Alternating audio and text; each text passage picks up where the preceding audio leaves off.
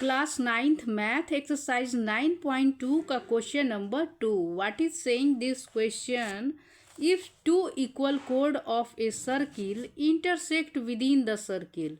एक सर्किल है, उसके अंदर ही कोड दो है, वो एक दूसरे को क्या करती है? इंटरसेक्ट करती है. तो वो प्रूव करना है कि segment of the one code are equal to corresponding segment of the other code. चलिए इसको हम फिगर से अच्छी तरीके से समझते हैं.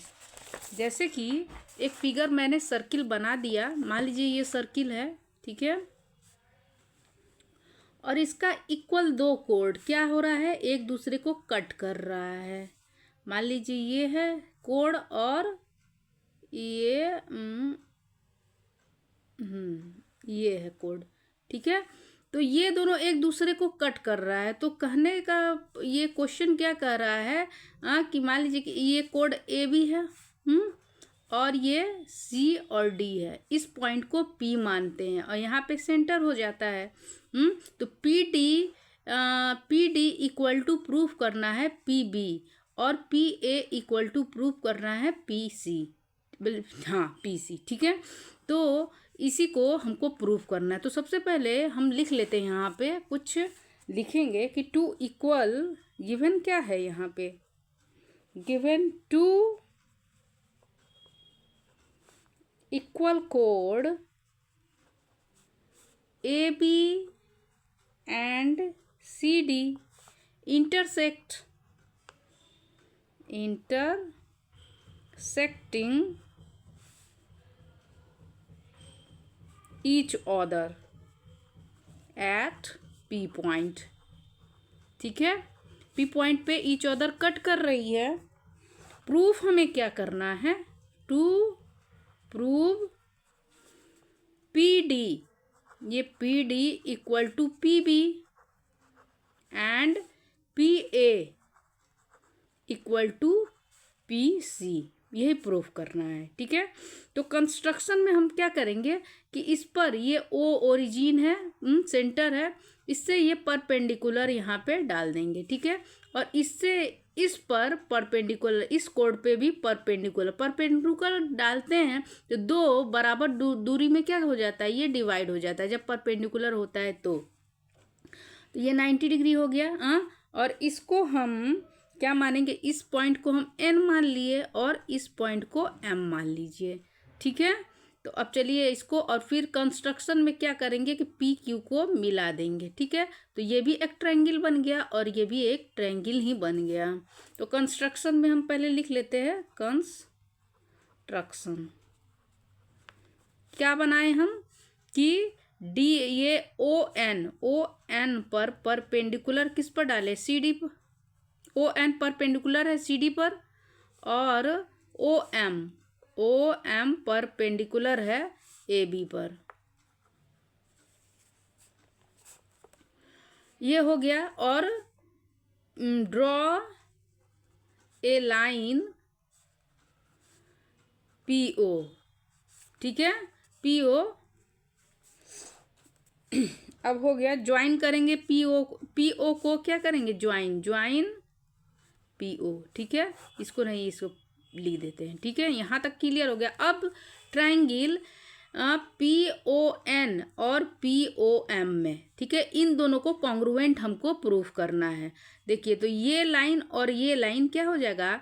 ये इक्वल हो जाएगा, ठीक है. क्यों होगा? क्योंकि इक्वल कोड, ये इक्वल कोड है ना.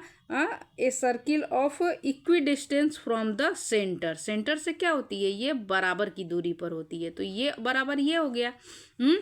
तो अब in triangle P N O and triangle P O M, ठीक है. तो क्या लिखेंगे? O M equal to O N. क्यों? क्योंकि इक्वल कोड of a circle are equidistance from the common from the equidistant from the centre. ठीक है, इतना हो गया।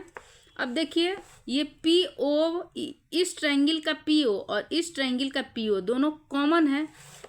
यहाँ पे लिखेंगे P O equal to P O common. और देखिए इस ट्रायंगल का ये एंगल 90 डिग्री का है और इस ट्रायंगल का ये एंगल 90 डिग्री का है।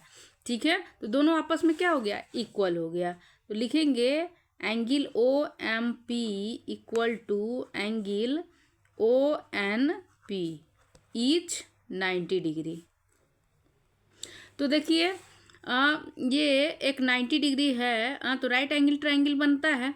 तो राइट एंगल ट्रायंगल में ये 90 डिग्री, ये आर एच एस से ये दोनों ये क्या हो गया, ये कॉन्ग्रुएंट हो गया। ठीक है, ये इसके बराबर हो गया, ये एंगल इसके बराबर होगा, ये साइड इसके, ये साइड दोनों कॉमन है।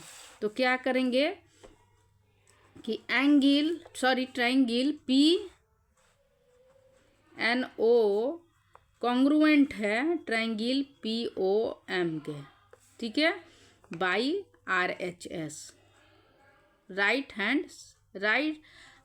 एंगल ट्रायंगल, हाइपोटेनस और साइड, तीन ठो इक्वल है।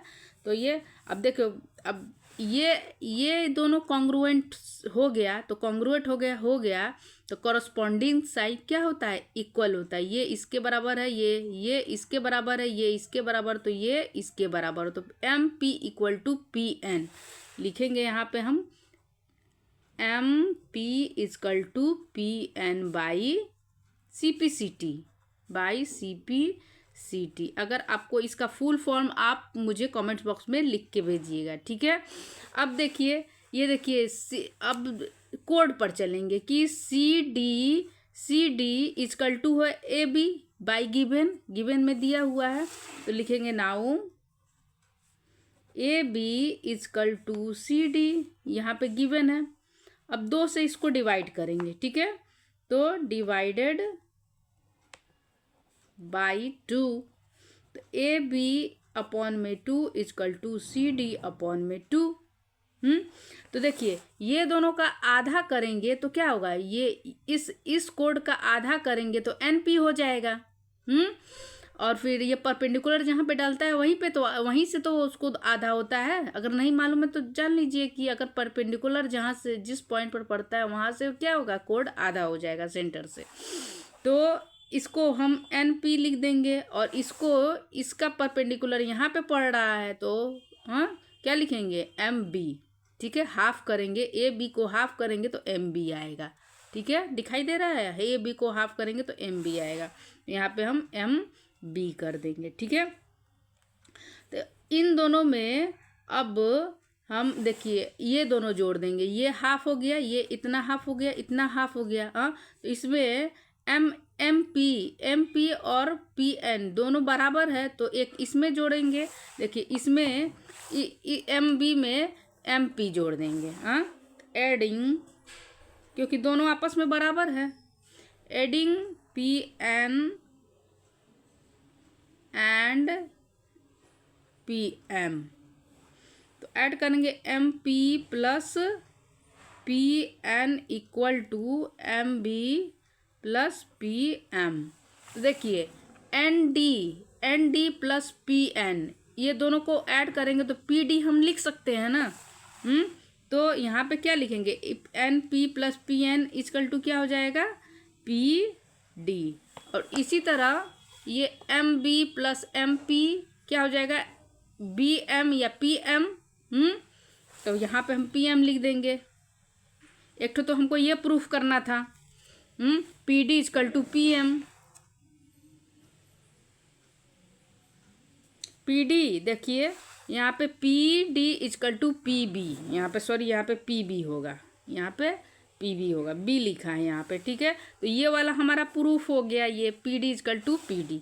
ठीक है, अब इसको देखिए, इस पूरे कोड में से ये PD घटा देंगे तो ये PC बचेगा, इस पूरे कोड में से PB घटा देंगे तो ये PA बच जाएगा। तो ये दोनों आपस में इक्वल हो जाएगा। चलिए अब इसको भी कर देते हैं। कि ए बी में से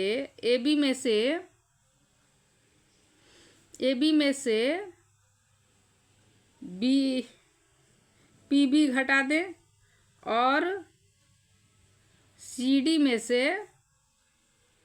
पी डी घटा दें। तो यहाँ पे क्या बचेगा, सी डी में से पी डी घटाएंगे तो सी पी या पी सी बचेगा। यहाँ पे P C equal to A B में से पी बी घटा दी तो पी ए बचेगा, यहाँ पे पी ए। ठीक है, समझ में आ रहा होगा आप लोग को। देखिए यही हमको सेकंड वाला प्रूव करना, P C equal to P A. यहाँ पे पी सी इधर लिखा है, P C equal to A, चाहे इधर रखिए चाहे इधर रखिए कोई बात नहीं, चाहे इसको ही हम आगे पीछे P A equal to P C कर देते हैं। ठीक है, ये दोनों हमारा प्रूव हो गया। ठीक है, कोई प्रॉब्लम हो तो कमेंट्स बॉक्स में कमेंट्स कीजिए। Thank you.